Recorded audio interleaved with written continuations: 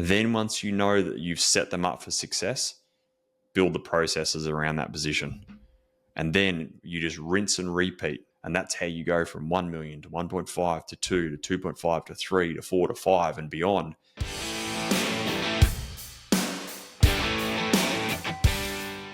Hi everyone, Rob, Kropp and Dan Stones here from Pravar Group, and welcome back to another episode of The Trade, Dan. Welcome back, Dan. Thanks, Rob. Hi everyone. Yeah, great to be back. Looking forward to another cracking episode. For most business owners, more staff equals more problems. More opinions, more responsibility, and a bigger payroll. If that sounds like you probably feel trapped with less control than you've ever felt before. You have team, but you still got no time. Here's the truth. If you want greater time and financial freedom, you need a greater team. In this episode, we're breaking down our scale team, not time framework, which enables you to structure your business in a way which enables you to unlock growth, profits, and more importantly, family reconnection.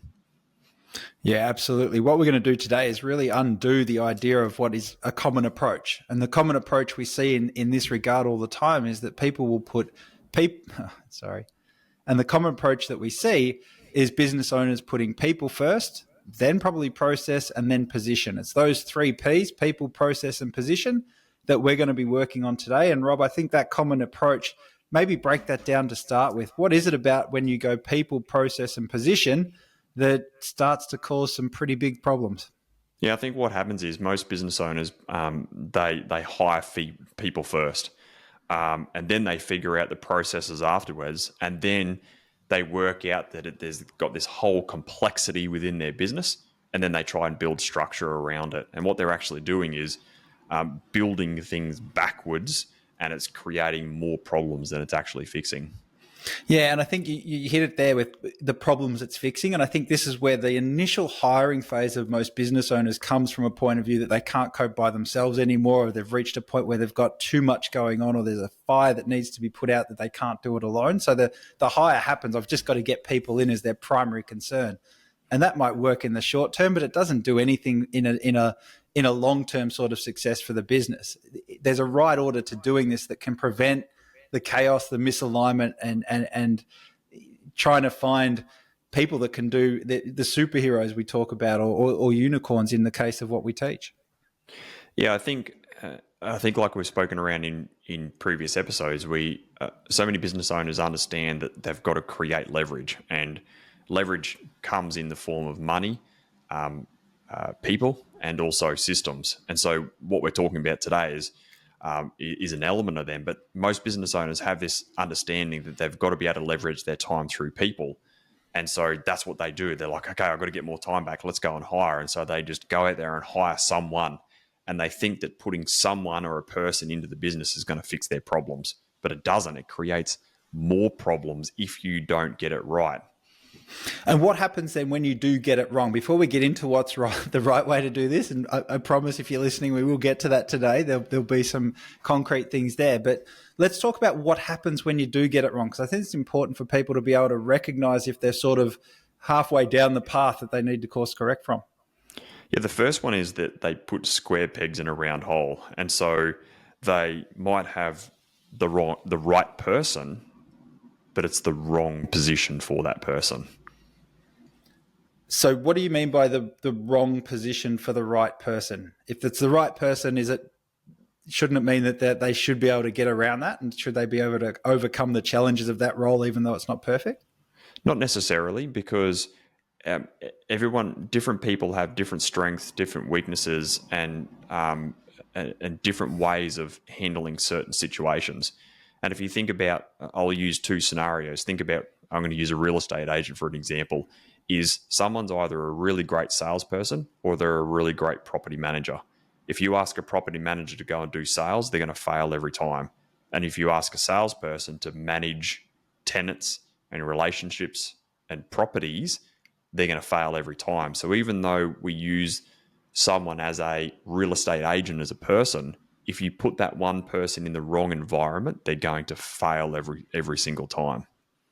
Yeah, the frustrations are going to just get bigger and bigger. The performance is going to suffer. You're not going to be happy as a business owner. They're not going to be happy as an employee. And before you know it, you've wasted, 6 months, and they're out the door, and you're no better off than where you were to begin with. Correct. Let's use an example now. Let's dig into that's the more obvious one. Now let's think about a trades business.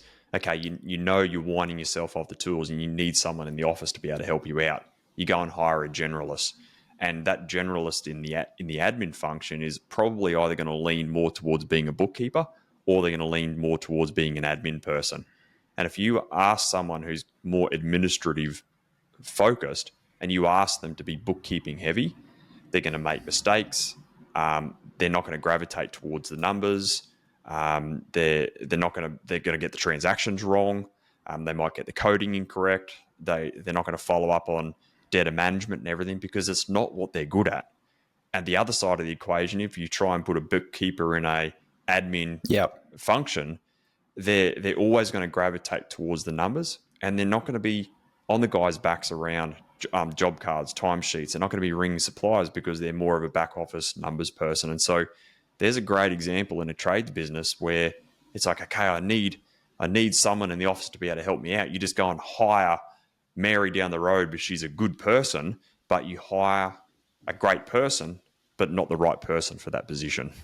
Yeah, that makes sense. I think the other part of this that I see in coaching all the time with guys is that they haven't defined the role well enough anyway. Like it's the right person, but the role isn't even clear. They could be good at it, but no one really knows what the measure of success is, what the requirements are, what are the responsibilities. It just makes it really hard. So it's not so much a round hole. It's just you don't know where the hole starts and finishes.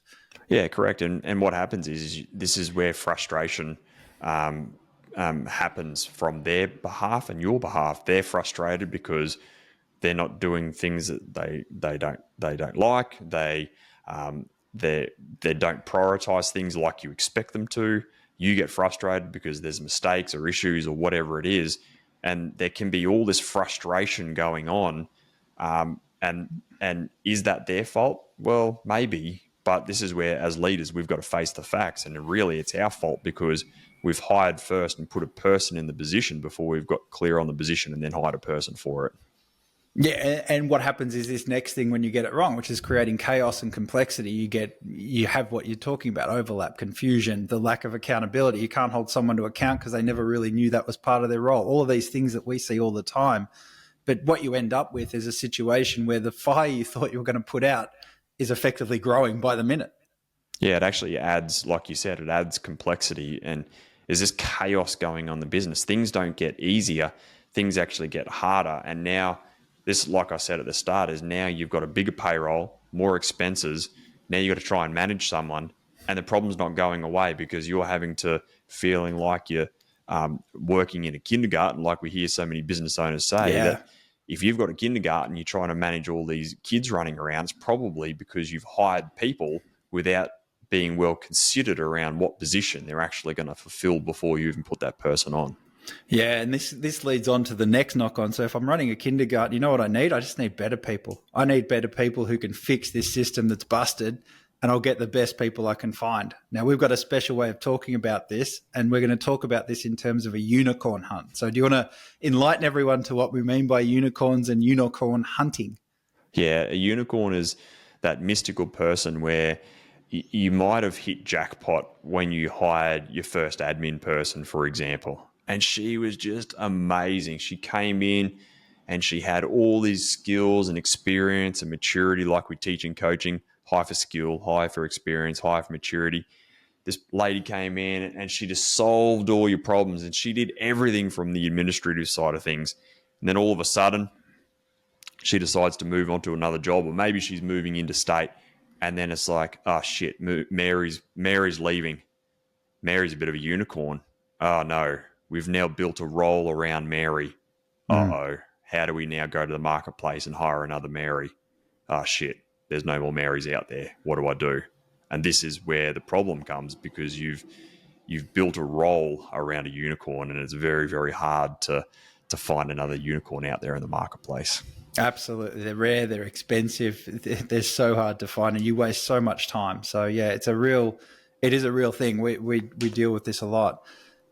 I think this is where we've got to then in terms of what that process, as I said, the common approach is this, right? There'll be a lot of people listening, nodding their head going, yeah, I've done this before. I think we all have in our experience when we first started. where we go people, process, position. That's really where we've been so far, and that's the common thing. Do you want to talk us through the fix? We're going to use the same thing. We're going to talk in terms of the same 3 Ps, but what's the, if you like, the right way, the recommended way, the way we coach it, however you want to say it? The right way is position first, person second, processes third, in that order. So you always get really clear on what is the position that we want to be able to fulfill. We define the role, its purpose, and what success looks like.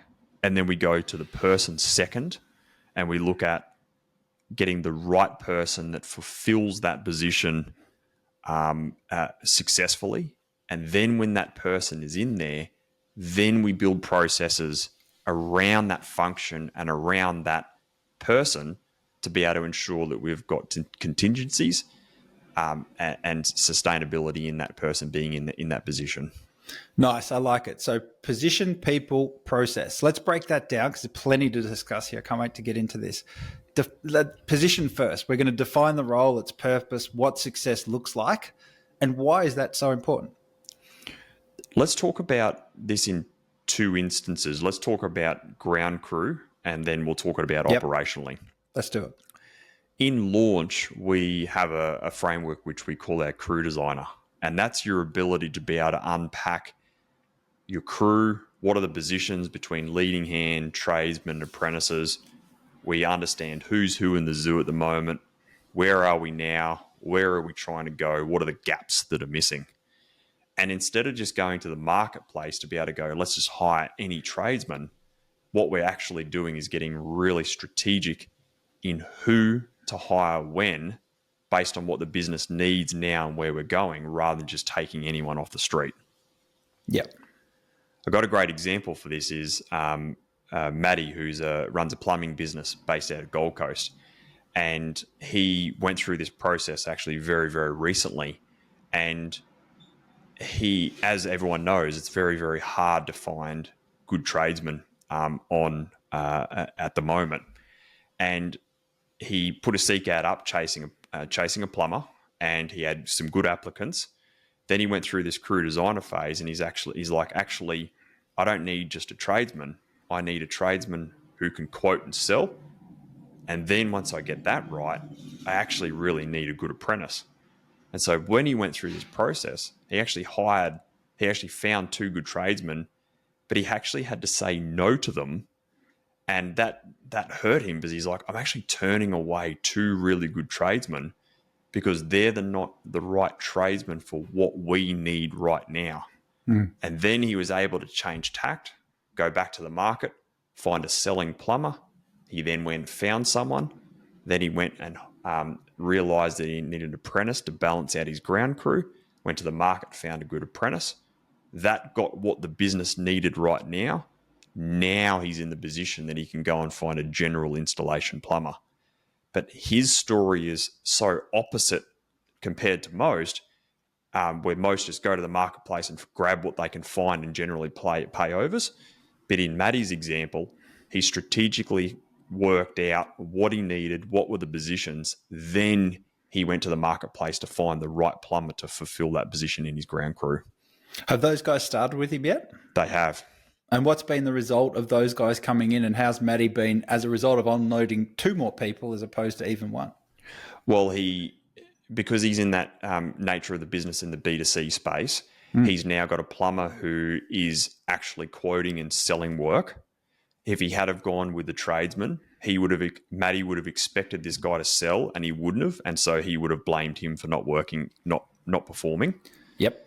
And he then realised that he actually needed an apprentice to be able to balance his ground crew and also bring his average labour cost in correct order. So by getting the selling tradesman and then secondly getting the apprentice, that fixed the root cause of the problem. Now he's able to go to the marketplace and re-grab one of those tradesmen who can then install the work that the selling tradesman can actually win and get across the line. Yeah, absolutely. And that came from the clarity of the role that he needed. He wouldn't have had that if he didn't spend the time to get clear on the position first. He would have gone down that path. And what would have happened, he would have had a position, like you said, there'd be a bottleneck in there somewhere. There was no sales happening. We've now got a bottleneck because we're not seeing the amount of work we need to, even though we've got the people in. Correct. And he would have brought on a tradesman. 6 months would have gone down the line. That guy would have been underperforming. He would have got the shits because he was expected to do a role that he didn't want to do. Matty would have had the shits because he would have had to performance manage him because he wasn't doing it. The problem wouldn't have gone away. It just would have been kicked down the can 6 months later. He would have had to punt him and start the whole recruitment process again. Yep, absolutely. So that's a really good example. I love that. That's position first. That's why we go position first, for that sort of clarity and replacing the chaos that ensues when you do it the other way, or you bring in the unicorns like we just talked about. The next example is at the operational level is the same thing when you're making those moves around really starting to leverage your time from your office crew, for example. You got to really make that decision whether if you're going to go down the line of getting a bookkeeper or an administration person. And generally they're two separate positions generally. Sometimes your admin person can do some of the bookkeeping function, but the clearer you get on the role, the responsibility, what they're going to be actually doing and who you want to hire and what they're going to be responsible for performing in their role, what it helps you do is to have so much clarity. Then it gives you that ability to go to market and recruit the right person. And then when you see that CCAD, it's like, that's the person. That's the person that I know that we need for this business. Yeah, and you see this all the time when you're doing the interviews. You'll never have, or I've never experienced it, and in coaching guys, when this happens, it comes up a lot. That they come up with like, I've got a story, there's a decision to make. I've got a decision. I've got these two people. I've got the one administrator who's great. They've got the experience in running jobs. They've been in the industry before. Then I've got this other administrator who maybe not as much experience, but they could also do a bit of bookkeeping for me. And it's always the way you've got to sort of pull that apart and go, well, what role do I need? But you've got to be able to understand that no matter what side of the fence the administrator falls on, they're always going to sort of big up their skills to an extent because they think that people are going to value unicorns, and a lot of people will. So that's how they get jobs. So the administrative person will say, yeah, and I can do a bit of bookkeeping. Will have no interest in it, do a terrible job and lead to frustration and chaos. The administrator the bookkeeper will do the same thing and go, no, I can absolutely do a bit of administration. Won't really want to, heart won't be in it, and you won't get what you need. So you've got to figure out what you need first in this instance. Correct. And it's really important to remember that if you put enough emphasis into defining the position to begin with, the position dictates the recruitment process and it dictates the person when you're going through the recruitment process. And we've seen it before.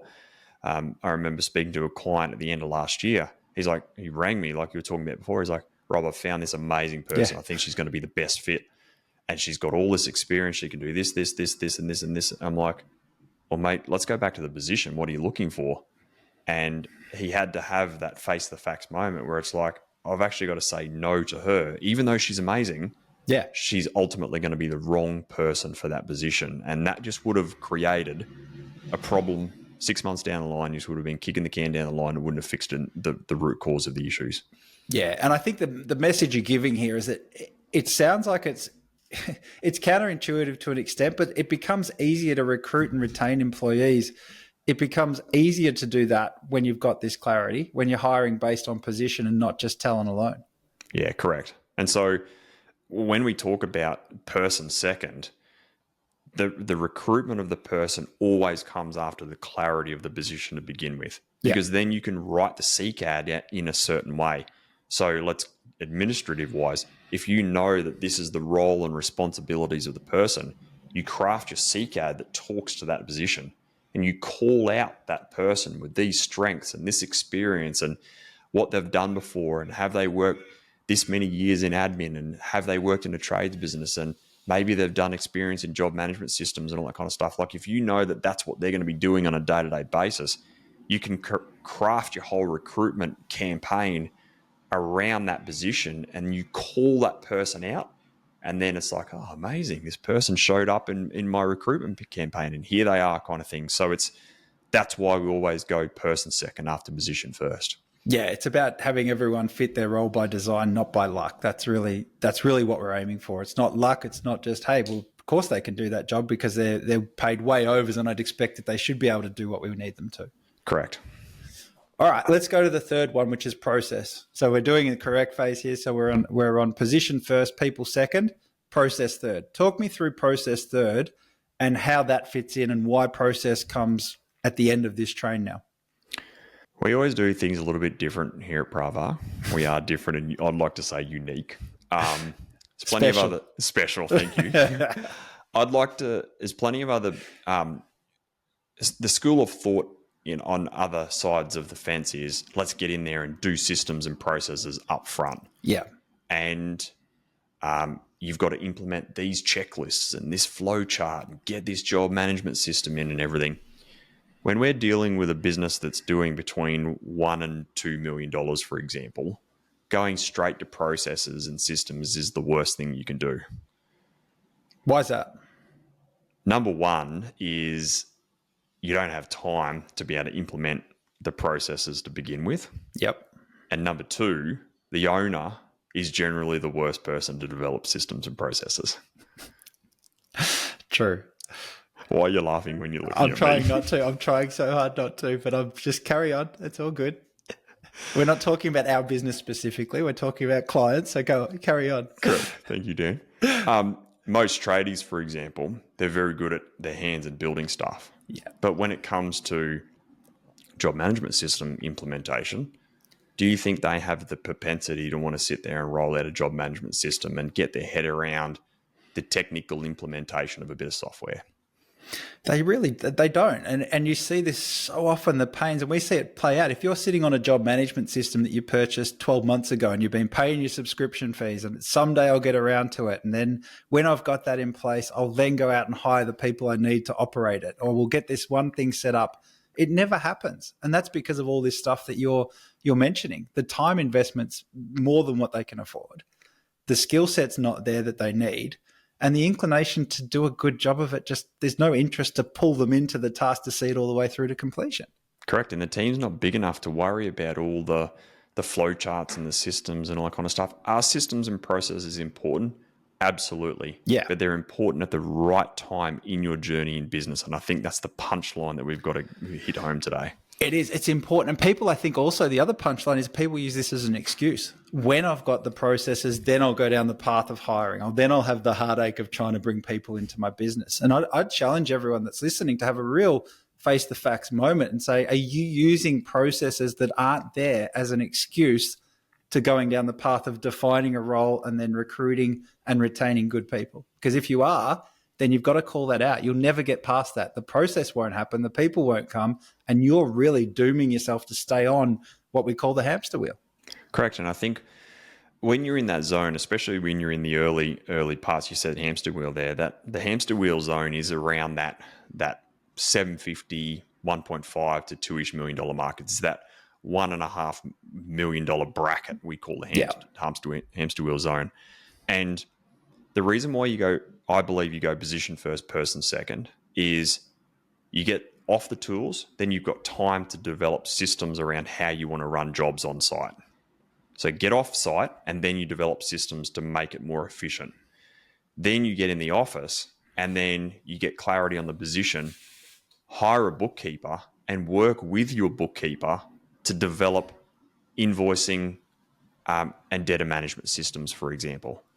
So you leverage off that expert's skill set to be able to get them to help you develop the system around how they do things. And so instead of you busting your ass at night time, you're just trying to keep up with the invoicing, let alone developing systems. So you're better off leveraging back your time by getting the person in there, the right person, and then you work with them and get them to develop systems alongside you. And that's how you get to improve your business along the way, rather than you feeling like you've got to develop all the systems at the start. Yeah, absolutely. We talk about systems champions in this regard. A system champion is someone that's going to come in and they're the quarterback of that part of the business. They're the quarterback for having that system implemented. You'll have input for sure, but they're the ones that are the systems champion or the process champion in that regard. Correct. And let's think about the administration function. Get a really good admin person who's come from the industry, got that industry experience. They've got skills, experience, and maturity in this space. Hire someone who's got who's worked in another trades business, who's worked with job management systems and all those types of things, and get them to come into your business, because then what they can do is bring that experience into your world, and they can help you roll out systems and processes around the way that you track hours and implement your job management system, and roll out your systems around dealing with suppliers and customers, like really work with them. And this is how then business evolves and changes and improves rapidly, is because all of a sudden now you're working on improvements, your bookkeeper's working on improvements, your admin's working on improvements. Together, we're all working on stuff, rather than you trying to do this at 11 o'clock at night, where you're just trying to do the doing. When you're busted, everyone's yelling at you to get back to the house, all this sort of stuff. Absolutely. And I think this is why this is such a big topic, because this is, if you look back on it and if you've listened along the episodes, nearly every story we tell starts with someone offloading LVTs or low value tasks to their administrator. Now, what we don't hear is how long that business owner wrestled with this stuff before they got that person in, and they actually got this process the right way. But I'd be interested to hear from you the level of importance to getting this journey that people go on with us right. How much of the 80-20 rule applies to just getting this process and this order the right way around, with getting people in first and process second? The most important thing, because when you're trying to grow a business, who to hire when is the most important strategic plan and path that you can follow when growing a trades business. And there's a real recipe for it. If you've listened to all the case studies that we've shared on this podcast, there's a formula to be able to follow around how you start with your ground crew and get that right. Move into your office crew between admin and bookkeeping.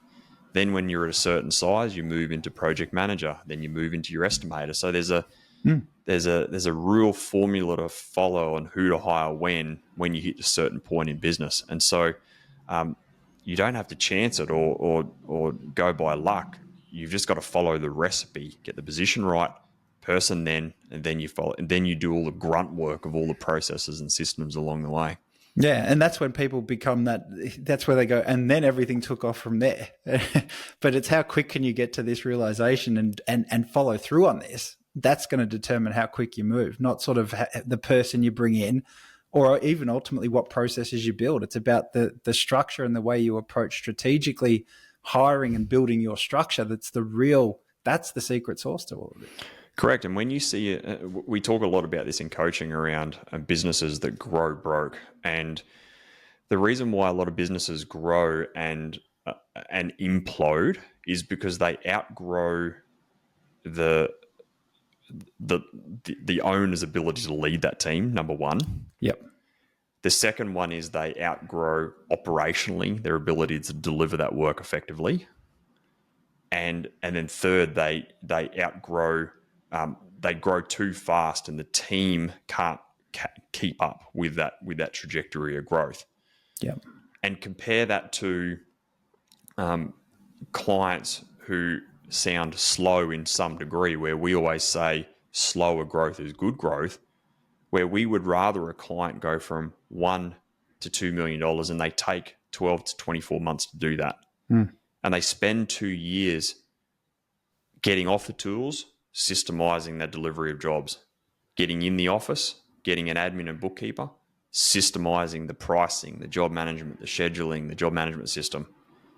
Then they move into operationally, get a really good PM, and don't rush that and spend time setting that PM up for success. Because how many times have we seen it where they put a PM on and they move on to the next thing and then that PM fails? Yeah, we talk about putting just names in a box. Anyone can put a name in a box. Anyone can go off and hire anyone, really. You could say, yeah, I've hired that. Look at my structure. It looks great on paper. But when it doesn't work, it creates absolute turmoil for the business. Correct. And so if we can get this formula right of position first, person second, processes third, and take your time at getting someone in, implementing it, creating the structure around it, then moving on to the next piece, this is what builds a good long-term sustainable business that's going to endure the good times and the hard times. Yeah, a long-term sustainable business, when we define it, more profit, more time, more freedom, all the things you look after. That's how foundational this process is. Where do you think, where's an example where you have seen it where a business has grown and it grew too fast, and what was the outcome when that happened? I'm seeing it at the moment with with a couple of businesses actually, and I think as we deliver on our promise to guys, it's something that's a reminder for us as well. But guys that take the opportunities and the learnings they're having personally, their mindset grows, the expansion that, hey, I can build a business. Yeah, you can. And we've seen it at the moment where people start saying yes to opportunities. So as people start to grow and they go on their journey and they start to, their mindset improves, their capability to manage improves and lead improves, all these opportunities start to open. And where people start to grow then is they take on more responsibility because they're now capable of handling it, but without the structure in place, with the wrong people in place, or the roles aren't well defined. They can throw all of that over the fence into the operational part of the business or into the ground crew or the office crew. And what ends up happening, like you said, they can't cope. There's no mechanism for that to get through, wash through the business as a completed job, as a profitable job. And therefore, all these other things that flow as a result of doing business well, of operating your teams well, all of that's still falling by the wayside because you haven't got the scaffolding underneath you to deliver on what you're now capable of as one individual. Yeah. And when we see that happen, it sort of, in a way, it's good because the owner has to understand that sort of process. But in a way, it's sort of heartbreaking because they're like, well, I've done all this work, I can do it, and now I'm still getting punished for it. And I think the hard thing for people to wrap their heads around is the lesson that it brings. And the fact is that just because you can doesn't mean you should. And I think that's a real, if you can get that lesson beforehand and keep it as a rule in your mind, it's way better than, hey, this is the hard lesson that I had to learn. Because it can add up really quick. Growth at this level, especially in B2B trades businesses, the growth it's exponential. It can go up really, really fast. It can get away from you really, really quick. And you can think you're doing all the right things. And what you're really doing is digging yourself a hole. Oh, yeah. I love growing businesses. I love growth. But sustainable growth is key. Yeah. And it's got to come off the back of the right structure to handle that growth. And that's what we're talking today is if you think around what position first, person second, process third is, it's structure. You've got to get your structure right. Because if you don't, like you said with the scaffolding, is you grow your business and the whole business becomes shaky. And that's why a business grows and the business owner either and feels like they've got less freedom than ever, or it grows and implodes and they go back to a waterline of what is sustainable. And that's because the business outgrew its structure that it could handle. And that's why it started getting wobbly. Yeah, absolutely. The other one we see a lot is just thinking through clients. I think you and I had this conversation earlier today. Clients that then think, because I can run a business to this level, I could have two of them because I think I could do two. And then they open up the second business and all of a sudden they still haven't got anything but names in boxes in terms of their structure in the first business, thinking that they've grown, thinking of, look at the numbers on our sheets, our P&L looks great. And then all of a sudden it's like, holy shit, we're really struggling now. And that's devastating to see. It's like you can't shortcut this. You've got to get this order right in order to take that next step. If you don't, you're gonna have a bottleneck, but you're also going to put a ceiling above you that you're going to break and crash.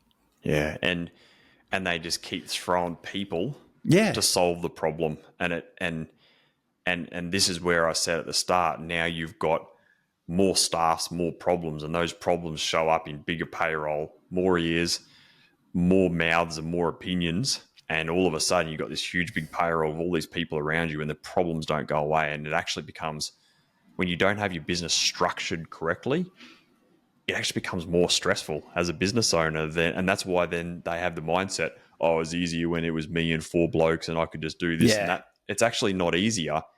You just didn't have your structure right. And that's, they've convinced themselves it was easier than when they were smaller. That's not true. It's just that you grew without the right structure. And then you're going back to what's safe and easy for you. Yeah, where you're comfortable, where you know what the risks are, and you're happy to have that rather than the other side. So no, I agree 100%. I mean, this last part, we've probably gone off script a bit, and we're probably ranting a little bit. But these lessons that we're seeing are real, and this is if you've recognized anything in terms of what we're talking about, these impacts, and if you see any of that, your way out of it is to get this process right. So go back over these steps and say, well, what order have I done this in? And I can guarantee if you've got the growth problem, you've got the chaos problem, whatever it is, we would be able to trace that back. And if we really looked at it, it's as simple as getting those 3 Ps in the right order, because that's really what's caused the problem in the first place. Correct. So every time you want to grow, you've always got to restructure to unlock the next phase of growth. That's the big punchline of today's episode. And when you've got to restructure, the first thing you've got to do is go, right, what's the position that I'm looking at filling? Is it a combination? Is it combining this role with that one? Or is it a new position that I'm creating or something that I want to fully delegate? But you get really clear on the position. Once you get really clear on the position, which is the roles, responsibilities, activities, and what the tasks are going to be doing, then you go to market and get that person. Once you get that right person, you get them in, you onboard them, you train the shit out of them, you actually relinquish control of the things that they're going to be getting paid to do. Get them set up. Then once you know that you've set them up for success, build the processes around that position. And then you just rinse and repeat as you just keep restructuring, growing. And that's how you go from 1 million to 1.5 to 2 to 2.5 to 3 to 4 to 5 and beyond. Because every time you just keep restructuring to unlock more growth, and the business becomes more sustainable and scalable, not to the point that it just swallows you in because it's got out of control. Yeah, absolutely. 100% agree. I think that's a good place to leave it, Rob. I think there's so many lessons in there. And if you're struggling to find them, listen again, because I guarantee they're there for you. Hopefully you've enjoyed today's episode.